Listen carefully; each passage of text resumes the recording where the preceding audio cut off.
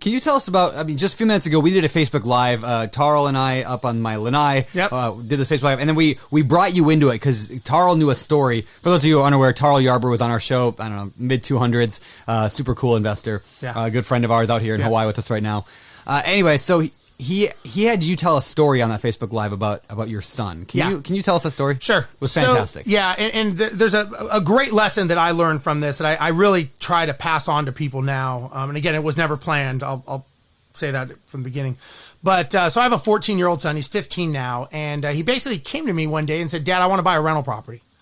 And it kind of took me by surprise. Now, understand that, I'm on a lot of radio shows, podcast shows. I'm always listening to, anytime I'm in the car, I'm listening to an audio book or podcast. Yep. So he's immersed in it without me even realizing it. He's getting it, You think your kid's just sitting there staring out the window, but he's actually listening to this. And so I said, okay. I said, well, you don't have any money. I said, how are you going to buy a rental? And he says, well, I do have some money. And I said, well, how much money do you have?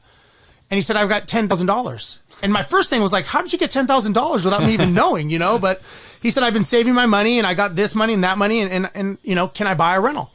And I said, well, that's not enough.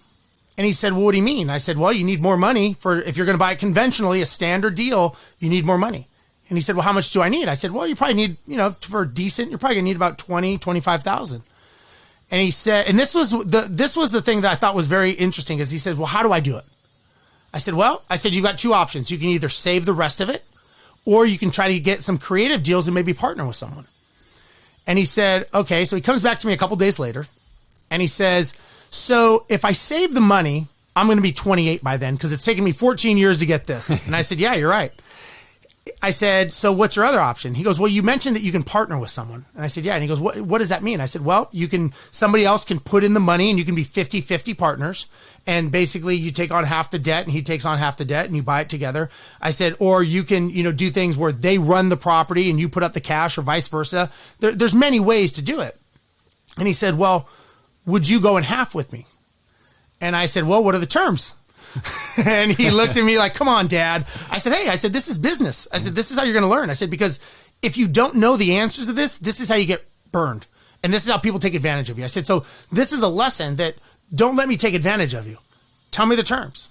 So he went back and he did some more homework. And, what was funny is about 3 months prior to that, he was asking me about real estate. And I talk about appreciation and debt pay down and equity capture. And he asked me to explain it to him, which I did. I explained it to him. And I drew a map of the U.S. and what properties appreciate where and why people buy.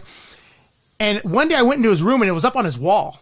Like he was looking at it and studying it. And he just was always up there on the wall. And I never said anything. And then a couple months later is when he asked me this question. So he says, well, how about if we did 50-50? I said, okay. I said, so what are you going to do?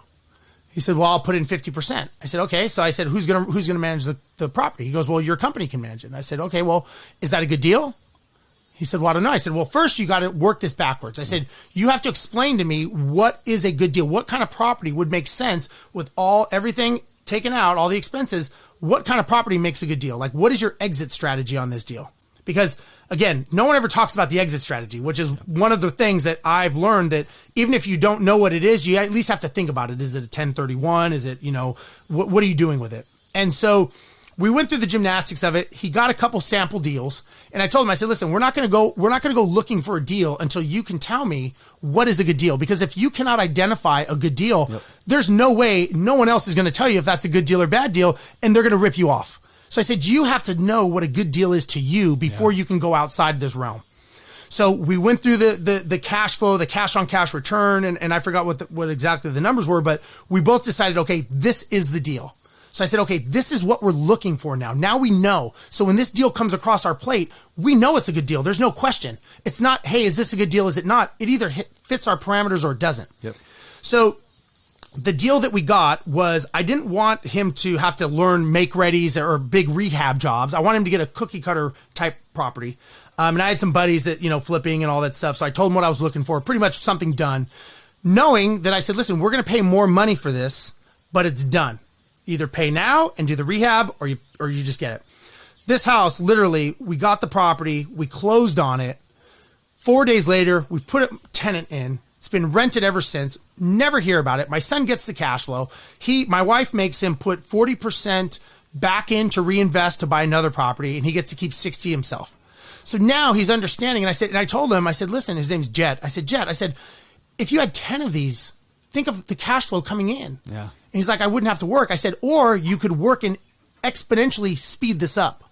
So he's like, that's a good point. I said, but you're getting in a position. So his goal now is to own 5 before he gets out of high school. Oh, that's cool. And I'm thinking, man, I mean, I didn't own a property. I didn't own my first house till I was 30, you know? And so I just think the one thing I've learned, and you and I were talking about this in Seattle, is that we all work so hard to get wealthy. We all work so hard, and we never want to see our kids suffer. But giving our kids a portfolio of properties is not actually helping them. Yeah, no. Teaching them the legacy of how to keep building that, I think, and again, I can't take credit that I want to do this, but now I'm realizing how many people out there are out there trying to be successful, but they never teach it to their kids, and they're not building a legacy for their family, because giving them that money, it's like giving someone a good deal. They can lose it just as easy if they don't understand the fundamentals. So it's something that, you know, I think is very important to take this education that we're all working so hard, grinding, trying to get better, and actually sit down with our kids or whoever to show them how they can carry that legacy on, because I don't think many people do that. And I think it's something that we should be doing, you know, because it's going to stop, right? It's not going to keep passing through generations if we don't keep doing that. They're going to say, oh, my dad made a lot of money and I got the inheritance and I spent it. Yep. That's not really doing them any favors, in my opinion, at least. Yeah. You know, people often ask me if I'm going to homeschool Rosie or if I'm going to go public school with her. Mm-hmm. And I'm like, well, I'm going to homeschool her, but she might go to public school too. But either way, like, school doesn't end at 3 o'clock. Like, I will be, like, she will know more about cash flow and financial freedom and wealth and all that when she's 7 than most people know when they're 30. Because think of what they're learning. I mean, they're learning a skill that they can, you know, they're learning that things that people fear are really not real. Yeah. You know, they're learning these things going, my son's been on radio shows with me. I've gotten speaking at events with me. So he kind of sees that. So the things that other people fear, he's like, it's no fear. Yeah. And again, I just think you're teaching them a skill that I don't think they're going to learn in school. Yeah. I really don't. Yeah, they won't. Yeah. No, not at all. Yeah, so very, very cool story. I mean, the fact that you're able to get more people need to be doing that. I agree. And I think that, you know, I think even creating a course or doing something, I mean, I just think it's something that's such a void out there that all of us are working so hard. I mean, how many people on BiggerPockets are out there grinding, trying to make a living, but they never really show how to pass it down. And again, I think we're busy being busy. Yep. And I don't fault anyone for that, but at some point you got to step back and go, okay, what am I doing this for? Why am I doing this? And how do I help other people, meaning my family, carry this on for me? Because, you know, look, we've all worked hard. Look, you're in the middle of the night in Atlanta, David. I mean, we're here. I mean, you know, we're working hard to be better. We don't do this because we're getting paid to do this right here. We're doing this we're all trying to be better at what we're doing in life, right? Yep. But how do we pass that to our kids to be better? Yeah.